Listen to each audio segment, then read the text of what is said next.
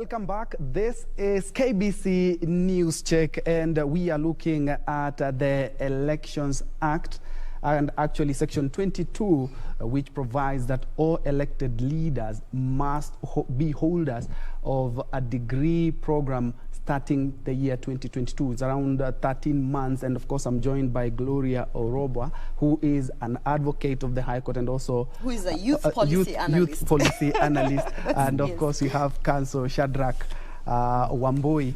And before the break, and we need to pick up the pace, is that we talked about legislation that people are talking about. You don't have to be a degree holder to get something, and you are seeking some orders. I would want us to look at that in a nutshell. But Sterling is saying this is discriminating and self-centered. Parliament have their support staff to do the donkey work. And of course, they're talking about that entails the relevant fields, matters law and else.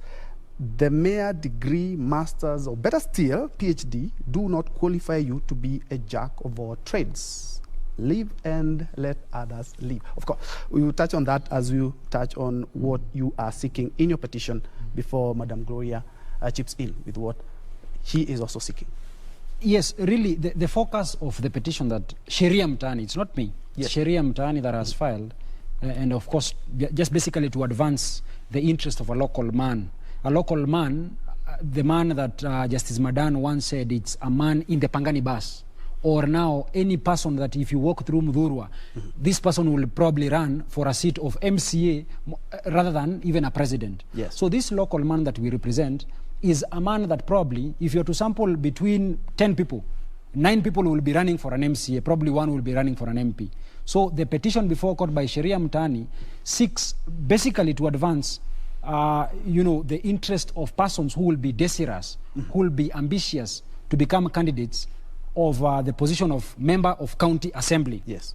So that is really what we want to achieve. In your petition, you're not touching anything on members of parliament? No, we are not touching anything of member of parliament. Sheria Mtaani is about the local person. A local person will not desire probably to go for an MP. He will desire to go for an MCA. That is the seat that you can easily rally resources and achieve. Because you see, even elective positions, it's a question of resources. A local man will not readily rally resources to push his ambition for becoming a member of parliament or a president. Yes. But it will be easy to rally resources to push an interest or a debate that will probably advance your ambitions of becoming an MCA. So really what we seek is that what we humbly seek is that a declaration that this legislation is overboard to the extent that it does not look at it does not discriminate by law the position of an MCA. So that in the fullness of time, what we desire to achieve is you can have these qualifications for a member of parliament, the president, the governor, but for now, we find it to be very unreasonable for a person or an MCA to be compelled to have at least these qualifications. That is really what we seek to achieve in court, to have a declaration that it is indiscriminate for the law to come up with this requirement for all the positions. The argument in summary is that for you to treat different people the same is as bad as treating the same people differently. So that an MCA, give him with a certificate, with the diploma, allow them. But essentially, and this probably what I have to say in closing, we are not saying that education is not important. Education is important. It helps. But it is presumptuous to imagine that any person with a degree is knowledgeable, is wise, than a person without a degree. No. Indeed. Gloria, you seem to hold a different opinion. No. I don't want to debate about it. We are on the same team here, just different perspectives. Let me just summarize. The petition before the court by Gloria Oroba, that is myself, of course, through my team of lawyers, Kariuki, Karanja, and advocates. We have 4 prayers. One, that a declaration that Section 22 of the Election Act is actually unconstitutional and illegal. We have cited, of course, a couple of arguments there. 2, a declaration that Section 22 of the Election Act actually violates and infringes and threatens the fundamental freedoms of the Bills of Rights.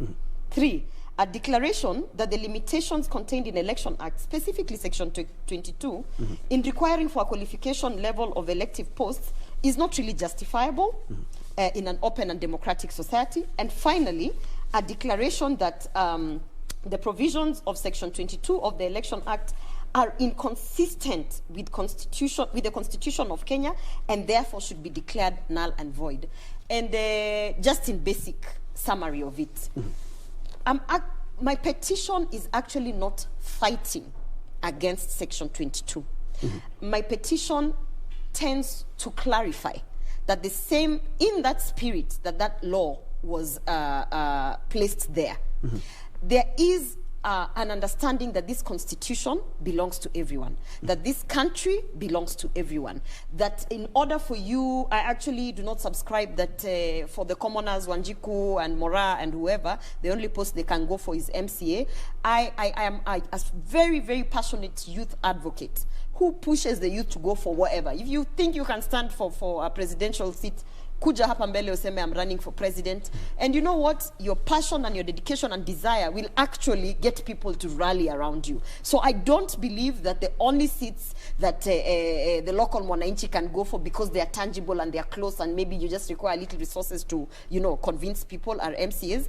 I think that we should be bold enough as youth and go out for, if you think you can be the member of National Assembly of your constituency, like I'm running for in Bobasi, go for it. The moment you declare, let me tell you, the universe works around to, you know, push for your interest. So the bottom line of all of this is that Section 22 of the Election Act of Kenya, what it does, it institutionally and systematically discriminates against particularly the youth and women. Yes. And without being the devil's advocate here, Council, the County Assemblies Forum, and also, actually to be very fair, the Senate, through former majority leader, they had talked about, we are challenging this. Are they fighting for survival? Council? You know, the petition that, number one, there has been at least 3 petitions previously before court that have challenged this Section 22. There has been one by Honorable Senator Mudhama, which successfully saw the light of day. He got his day in court. There has been one by Harun Mwau. It failed miserably up to, until the Court of Appeal. There has been another one recently in the year 2020 by the public-spirited Okiya Omtata. Now, there comes these other 2 petitions, one by Gloria and the other one by Sheria Mtani. So, really, there is a sense in which some people feel that this particular limitation is actually meant to push away or scare away competitors or competition, so that we want to restrict the number of options that a common voter or a voter will have during an election. That is one view. And then there is another view that feels, of course, the time is ripe, or it is now time to have leaders that have these requirements that have been set by law. But isn't the beauty of democracy that of tolerance and accommodation, so that your view and that of the other person's view is accommodated? Let the majority have their way, the minority, as they will say in parliament, have their say. Let the people have the opportunity of deciding who their leader is. Her petition and that of Sheria Mtani totally arise from different grounds, but seek to achieve a common agenda. So it is a question of persuasion. So how will these 2 petitioners ultimately persuade the court to arrive at the conclusion that they seek through their prayers? So really, in the fullness of time, we expect, I mean, on that Sabasaba day, on the 7th of July, which I mean, it's a day that, yes, which is a day that, I mean, if you look historically on the political freedoms in this country, it has helped. And this is a constitutional moment also. So we will be expecting of course, rival arguments. It will not be a day, probably a walk in the park. But these rival arguments are the ones that enrich the jurisprudence of this country. If it were not for probably the fights that Raila Amolo Odinga, the retired prime minister, proposed probably in the election dispute in 2007. 2007, there was another one in 2013, and then now the famous 2017, when he got a declaration nullifying the declaration of Uhuru Muigai Kenyatta, the president, as the president. So if it were not for this advocacy, probably we will not be having these discussions. And I am glad that Senator Murkomen has taken up the issue. He is legislating about it. We are looking at the society as it is. The law cannot tell you, Mr. Ben, to walk on water, because it knows very well, in as much as Jesus walked on water, it is not logically possible for you to walk on water. So what we do, and what we encourage our parliamentarians to do, is to look at the society they are leading. Where are we as a society right now? We are at a stage where we have said, this is permissible, this is not permissible. At some point in this history, we did not even accept people who are intersex to live in our midst. We had people intersex who were imprisoned at committee, maximum prison, and men took advantage of them. But now we are having a discussion. We are progressively coming to accommodate this argument in our society. So what is reasonable now, or what we find to be unreasonable now, might not be reasonable in future. So that in future, after the government has put in measures, it might not be reasonable for you to argue, wewe na hiyo masomo yako kidogo, wewe hata kama uko wise bana, wewe huwezi tuongoza. Yes, then those arguments will make sense. But now, in view of the society that we are in, just look around. Even in your own home, how many of you have gone to school? Some of your elder brothers had to sacrifice. That's true. Yes, for you to go to school. You know, when he said that, I was laughing because that from Luo Nyanza, they say if you throw a rock, you'll hit a professor, because everybody there is a professor. That is why I was laughing about a good thing that you've brought about a sacrifice, because I remember a couple of years back, after the Form 4, you have to wait for your siblings before you can even think about perhaps university or colleges. It's a question of poverty. Yes, you know actually. what that is? Yes, we have a society where we are actually bound by black tax. Black tax is exactly what you're talking about. I happen probably to be the firstborn. My parents invest heavily in me because wanasema huyu ndo atamfungulia njia. So they take me to all this, you know, they break an arm and a leg to make sure that I've done my university, everything. And then once you're out and you've just gotten your internship and you're earning 7,000, they start saying, Sasa, lipia huyu school fees, lipia huyu nini. You know, suddenly you're the breadwinner of that home. Deputy parents. And those those are the things, and those, when I say we are marginalizing a constituency of people, that is what we are talking about. That there are communities, there are households, there are a whole population of Kenyans who actually cannot afford to go to school. It's just a fact. Even this primary education that you're talking about that is free. What is free is the whole tuition. But you will note that there are some certain, you know, small petty cash expenses. Even if that is taken care of, let's say by the non-governmental organizations or well-wishers, you still have to get your child at least a meal a day. You understand? There are places where, even in my constituency, Bobasi, where you actually have people unable to go to school, primary school, because they haven't eaten for 3 days. You know, and that's one of the reasons why I have a nutrition program running there. So it could be free. Everything, the classroom could be there, the books could be there, but the levels of poverty that we have within these communities are a hindrance. The levels of cultural engagements, practices that are actually barring the girl child. We are talking about early marriages. We are talking about circumcision. We are talking about dowry payments, and so therefore people see that these girls are like equating to cows that we can just sell off. Those people have already for a long period of time, those girls, those women, have been unable to go and get educated because of those cultural barriers that they have. Now what we are doing is we are now coming with a law, and which is already there, saying that, in fact, now we are going to discriminate even further and ensure that you don't get to the table of policy and governance. And truly for me, as much as we have these 4 prayers that are stating this and that, my passion and the thing that drove me to actually go out and file for this petition, and by the way, Sheri Amtani, he will tell you, it is not a cheap affair to file a petition. It's true. It is not a cheap affair to have legal minds such as his to sit around and guide you so that your petition is not thrown out because it was drafted poorly. It is very expensive. But I kept on telling myself, let me fundraise, let me talk to my people, let me call my friends, let me do this, because at the end of the day, do you know that saying they say, when they came for the Jews, there was nobody to speak up against them. Then they came for who? By the time they were coming for you, you were looking left and right. Yes. There's nobody to defend you. So okay. What we are doing is advocacy, and I'm really passionate to see these people that he's calling the local nini, wale wachini. I'm passionate to see, particularly from my constituency, the person that nobody thought would vie for any office being given that chance to say, nimejitokeza, sasa wacha niuze sera munipatie kura. Indeed. A minute each as we wrap up. Shadrach, beginning with you. Yes. I mean, I am a very realistic person. I operate within the realm of reality. So when we say that Sharia Mtani is basically just looking at your realities, your options, so that you do not hope to become the president and then you print only one poster or two posters. Yes. I mean, we what we want, we just, let us just look for a society where we are accommodative.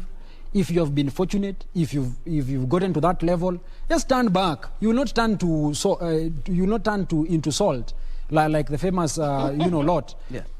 Just turn back, throw the rope, lift others, come up with the policies that help in opening the door for others. Don't just lock the door because you have gotten to that position that you had envisioned to. Thank you, Shadrach. A minute. I think my final remarks are this. I am from Bobasi constituency. I deal on a daily basis with the youth in that constituency. I see that there's so much potential of leadership with the youth in Bobasi constituency and with the women there. You know, in Kisii, we have not elected any woman member of parliament. We don't have women leaders there. And that is why, for me, my passion is to ensure that those gates have been kept open for those, my people in Bobasi constituency, such that 2022, nobody is going to feel like, I could have vied, but sasa unaona mimi sina degree. Indeed. Yeah. Thank you so much. And before we wrap it up, I see a Glamason talking about, that is why a primary school teacher cannot lecture at a university. A gardener cannot work as a doctor. Let us be realistic in our thinking, but closing our thoughts also implies we are part of the problem in Kenya. And of course, somebody else talking about is talking about an interesting one. There's a heavy correlation among degrees, intelligence, and leadership. The three work hand in hand like a glove. One can't be a leader, different from any elected public officer, without the three. Thank you indeed so much. We have been talking about the degrees. Of course, there have been a petition that has been filed also at Parliament. Justin Muturi did confirm that, the Speaker. And we have a gentleman and lady here who have also filed petitions at the High Court challenging the Elections Act, and to be specific, Section 22(1)(b, which talked about you have to have a degree, either you're seeking an elective position as an MCA or MP, which is supposed to take effect, as IBC said, in the year 2022. Of course, let's continue the conversation on social media. This is KBC. We are crossing over, still on education matters, but we are talking about, of course, the placement dilemma. We've seen a lot of hit when it comes to placement of students who have already cleared KCSE in varsities, and of course, what the government is doing to actualize the full transition, the 100% transition. We'll be right back.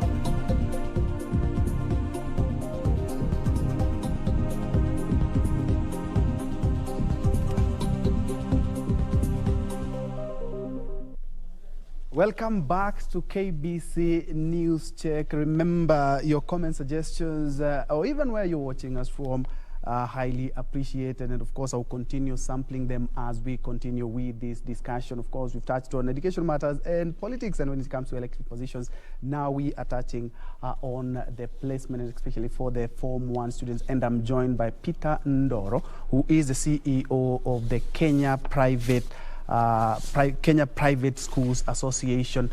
And of course, they have also raised some concerns, and he will be telling us what those concerns are when it comes to the placement of Form 1s. Of course, we had the placement of Form 4s for the KCSE. After the KCSE, the universities, some say that they cannot be able to access the courses that they had applied for. But of course, that is a whole different conversation. But let me welcome you. Karibu sana. Of course, we heard what we were speaking with the lawyers about education matters. But what is the real issue when it comes to placement, and especially you as a Kenya Private Schools Association? You have raised some concerns. Thank you very much for having me. And I want to mention, it is not that we have major issues about the Form 1 placement that was recently concluded. The issue that we are raising as Kenya Private Schools Association is that we need to respond to the queries and concerns that have been raised by parents across the country, where some of these children did not get admitted to schools of their choice. And therefore, there's a lot of hue and cry about what exactly happened and why is it that they were not selected to schools of their choice. We cannot say that this is a problem that was caused majorly by the Ministry of Education, no. It has been caused by a majority of us, parents and learners, who believe that we must only go to those schools that have had a name from very many years back. And therefore, we have ended up selecting only certain schools. You heard the Cabinet Secretary the other day talk about a school like KPSA High School, which is one of the top competitive national schools, attracting 154,000 applications, yet they have a capacity of about 300. So I think what we'll need to do is to enhance our outreach programs and educate the parents, educate the learners about how the selection is supposed to be done, so that we don't end up concentrating in selecting those very competitive schools at the expense of very many other good secondary schools that we have, including inclusion of private secondary schools in the selection, so that we give the Kenyan learner an opportunity to select the very many opportunities that we have in secondary schools. You know, at the moment, the selection that we have only focuses on the national schools, extra county schools, the county schools, the sub-county schools, which are all public. But we've never focused our attention on the very many private secondary schools that are good, that can also be selected by parents across the country. So our concern is we need now to start negotiations. We need to start engagements on how best can we provide opportunities for our children. How can we ensure that people understand how the selection is done? How is it supposed to be done, right? The current guidelines that are being used, we want to appreciate that the Kenya Private Schools Association, on behalf of private schools, were involved in its development. But I want to believe at this point in time, we need to improve on it. And this calls for another round of stakeholder engagement, so that we give our children opportunity and we give our parents comfort when they're selecting schools. You are involved in the policy making, but are you advocating for perhaps more involvement when it comes to placing? You know, we were involved in development of the guidelines that have been used. Yes. But this year, in 2021 placement of Form 1s, there was a little bit of improvement in terms of, you find that the Cabinet Secretary said there was something that was done for the children from the slums in urban areas, Nairobi, Mombasa, Eldoret, Kisumu, Nakuru, Nyeri, and all that. But we were not involved in that particular discussion. We're not saying it's a bad thing, it is a good thing. But now, because of the challenges that we have, when we were discussing this, the candidature across the country was about 700,000. Now we are talking about a candidature of about 1.2 million. We are talking about, that time when we were talking about developing the new guidelines, there was nothing like 100% transition. Now we have 100% transition. We had not talked about, when we were talking about placement of candidates in day schools, we considered day schools to be schools that are closer to the KCP centers. You only select or choose a secondary school for day that is closest to the center. But now we find that we have children who are moving from one part of the country to another for boarding schools and things like that. And therefore the issue of proximity should not arise. So this calls for a revision of the Form 1 selection guidelines, and we are asking the Ministry of Education to again involve the stakeholders, that just like they did before, in developing new guidelines to guide Form 1 selection. And as I've said again, this is a time when we also need to consider including the private secondary schools that we have across the country. We have private schools that can accommodate at the moment about 74,000 learners, but they're never considered in the placement. When the government talks about they have placed children 100%, this 80,000 or 74,000 opportunities in private sector has not been considered. So what is it that needs to be done? We need to think outside the box on how all of us can participate in this exercise. That just like what happens in the universities, just like what happens in the TVET institutions when it comes to placement. What is it that we can do so that we make sure that children transition without the difficulty that was realized this year? And of course, the difficulties and the challenges that have been there, have you perhaps raised the concerns with the ministry, and perhaps what answer have you gotten, if any? You know, it is not, as I said earlier, that we've had challenges or issues with the Ministry of Education as far as Form 1 selection is concerned. No. It is only that we are saying, because of the concerns that are coming out, because of the processes that we have done, and the improvements that we have already made, and the new developments that we have, it is now time for us to start serious engagement. We have already reached out to the Ministry of Education, and they are amenable to the issue of having stakeholders come together and discuss, so that we understand from probably the last 3-4 years, what is it that has transpired? Are there new developments that have come on board? Is there something that we need to do to improve on the process, right? And I believe time is ripe for us to improve on the guidelines that we had, so that as children continue with the selection exercise, as the government does the placement, we have new criteria that accommodates the needs and the interests of every learner, every parent, and all schools across the country. Do you think that the 100% transition policy by the government perhaps could bring challenges when it comes to this election? Because we've just heard that the government announced for the first time ever, perhaps in the region, that we are going to be having 100% transition. The 100% transition policy has been there for the last probably 2-3 years.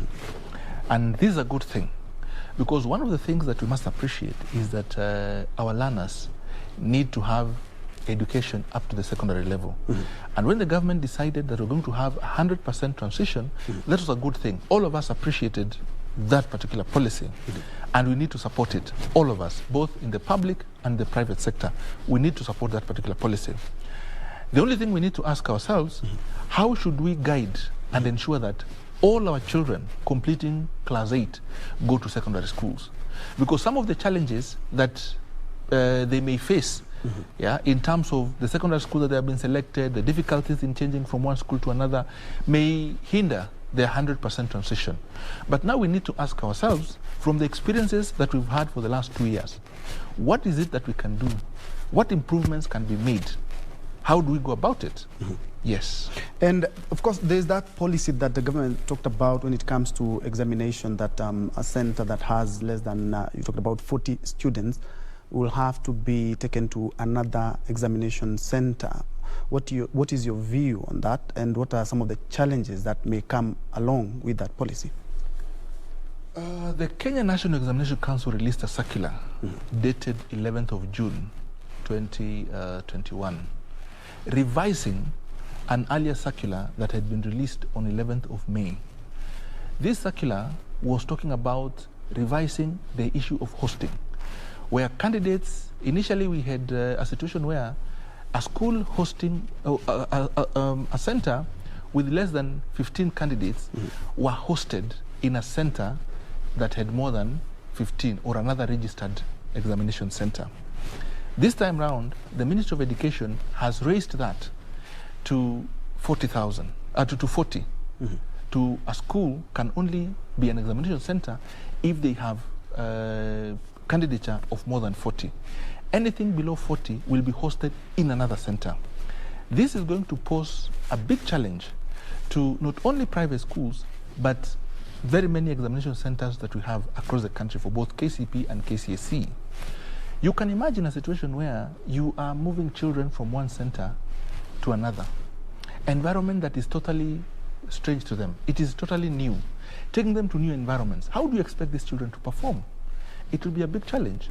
Who is going to bear the cost of moving children from one center to another?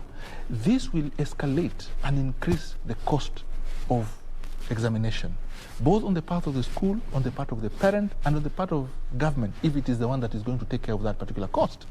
So this is something that we need to carefully think about.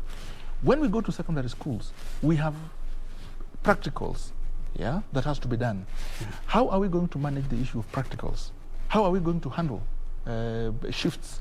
In fact, even at the moment, without the hosting, we have challenges of the very many shifts to accommodate the writing of practical examinations. So how are we going to accommodate that under this particular arrangement?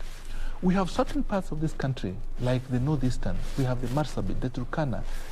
These are vast areas with very few candidates. Are we saying that these children have to be transported to about 10 or 15 kilometers for the purpose of going to write their exams? I think this is very unfair. This decision was arrived at without the inclusion or the participation of all the education stakeholders. It was just a decision that came from the Ministry of Education, and they guided the Kenya National Examination Council. And for us as Kenya Private Schools Association, we reject that particular proposal because it is not going to work. It is going to disadvantage very many children. And when you look at that, it is going to affect about 200,000 learners in about 6,000 schools. And this is not a good thing. Our constitution is very clear that any decision that is taken by anyone that affects children, the best interest of the child must be taken into consideration. When you look at this policy, what best interest of the child has been taken into consideration? None. Because it is not in the best interest of the child to be taken to a new environment, a very strange environment, to sit for the examinations. If it is about cost, we have other ways of saving and reducing cost, but this is definitely not one of them. We cannot do this. We cannot disadvantage children just because we want to cut on cost of administering examinations. And that's why for us as private schools, with the support of very many of our other partners, have resisted this particular proposal, and we are guiding our members to continue registering as had been guided earlier as we discuss this matter with the Ministry of Education. We've reached out to the Kenya National Examination Council, we have reached out to the Cabinet Secretary, we have done a letter, we have done a petition, and we hope that the Ministry of Education is going to give this matter the seriousness it deserves and act urgently. And of course, as an education stakeholder, what are some of the policies that you would want to be implemented so that we may, of course, support the government, of course, being the private sector, support the government to ensure that we have fair and, of course, all our students are absorbed well when it comes to placements? As I said earlier, on issues of placement of children in Form 1, what we need to do is to ensure that we have inclusivity.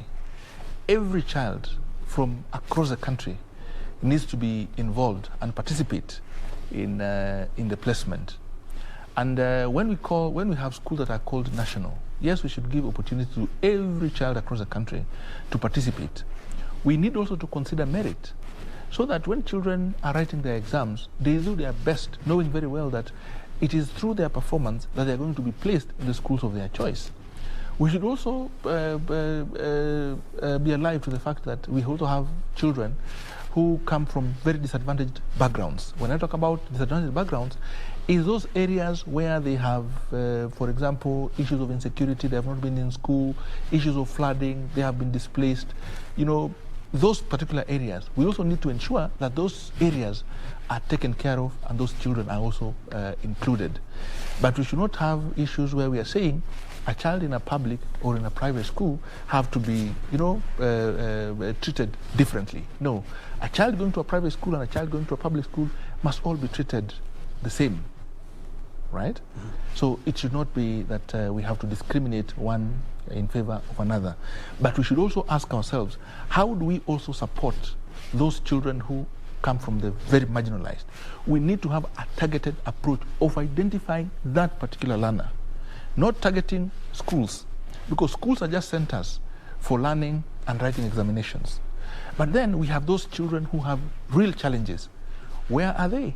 And that's why we appreciate what Professor Mago has been doing in terms of giving scholarships to learners from very disadvantaged backgrounds. They have not been looking at where these children have been going to school. They have been looking at where these children come from for them to qualify for bursaries. And we support that 100%. That is a very good way of identifying these children. He has been going to slums. They have been going to those very informal settlements to identify these children and have them go to school. That is an affirmative action that we are saying should be adopted and should be supported by all of us. But when we say that these are public and these are private schools, and therefore we need to apply different policies, I think we lose it as a country. So it's actually discrimination. It is discrimination, and we lose it as a country. Yes. Because we are not supposed to look at institutions. We are supposed to look at the children, where they come from, yeah, their background, the households that they come from, but not the schools. School is just a center. Schools is for learning and writing their exams. But where they come from, that's another story. Because for us in the private schools, we will not even want to say that a child who comes from a very advantaged background should actually be given a bursary. No, we should give bursaries to the needy children, whether they have attended a private school or a public school. As long as they are needy children, we need to see how they can be supported. And even be given opportunities that probably they may not be able to access because of the challenges and the background of where they come from. Yes. Indeed. And of course, if my director Mugo can cue what CS Magoha did talk about yesterday when it comes to versus something we can touch as we wind up. But let's talk about special needs children. Have there been, when it comes to placement and of course the examination, the policy of the 40 students, over 40 students are only center that NEC can allow examination to be done. Have they been catered or factored in appropriately? So far that circular is blind to that fact, because we have challenges of institutions that are special needs, and even transporting these children to other centers will be a big challenge. It will actually be, it will be impossible to take these children to those centers.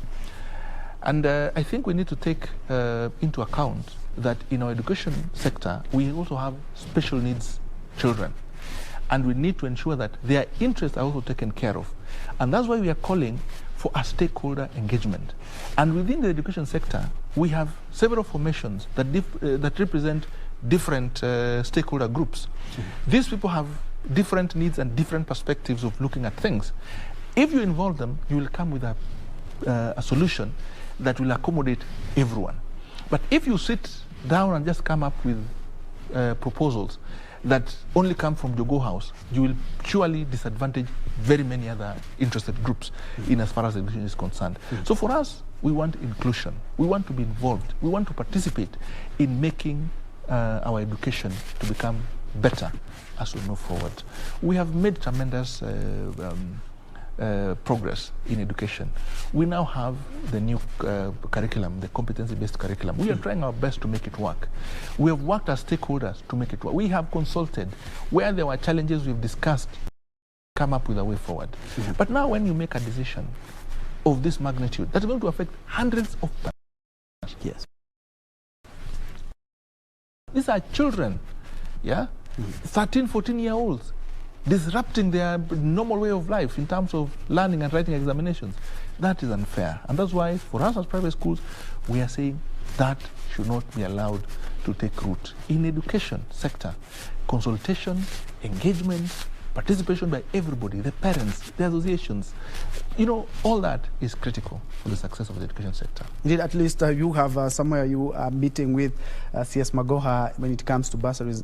Let's first of all listen in to what he had to say yesterday in Mombasa when it comes to government and assisting children from poor backgrounds. Everything for the day secondary schools, which are 75% of the schools, at the rate of a capitation of 22,240 shillings per child. And basically what the child requires is either uniform or lunch money. So there's no need to have a good scholarship and you go to a day school. Therefore, we are going to ensure as a government that all the children who land this Elimu scholarship shall go to boarding schools where everything is catered for, including school uniform and transport. Another 9,000 children will benefit in the next school calendar, with those not lucky advised to seek bursaries from the constituency kitty. Those who don't get should not lose hope. We have the national CDF. For this area, the chairman is here. I'm just pleading with them to follow the same dynamics. We shall also get another few scholarships from the banks, like the KCB Foundation, Safaricom Foundation, Absa Bank, and I've also approached the cooperative bank, so that the children that just miss but deserve, we still need to have their list. Are we together here? Yeah, and we have no teeth to laugh. Those who can afford to pay fees will pay fees. We want to help those who can. Indeed, that is Cabinet Secretary, Charge of Education, CS Magoha. You talked about when it comes, of course, to also those bursaries, they should not discriminate between the public schools and the private schools. Perhaps you can touch that as we wind up. Yes, it is true that when we look at issues of bursary, we do not need to look at the schools or the centers where these children wrote their exams. We need to look at their backgrounds. We need to look at where they're coming from. We need to look at the households, that they come from, and support them, access education. Even us in the private schools, we have supported very many needy, bright children in our institutions. And we've never looked at where they have been learning. We've been looking at exactly where they're coming from and the satisfaction that these are needy children that deserve our support. And that's why we appreciate what the Cabinet Secretary is doing, going around and identifying those most needy children. And we also appreciate the fact that they're not just looking at private schools or public schools. They are looking at the children themselves and where they come from. We also want to ask other corporates to come in and support these children so that we're able to give them an education. Thank you. Indeed, thank you so much. I've been speaking to Peter Ndoro, who is the CEO, Kenya Private Schools Association, in matters regarding the Form 1 selection and, of course, some of the issues that they would want to be looked into when it comes to private schools as well. He's talked about no discrimination whatsoever when it comes to education matters and when it comes also to the placement of those students that have already done their KCPE. Indeed, thank you so much for joining us on KBC News Check. Remember, this is KBC. My name is Njue. Lucy Mwaura has been our sign language interpreter. I'm giving way to Suleiman Yeri with Tamrini.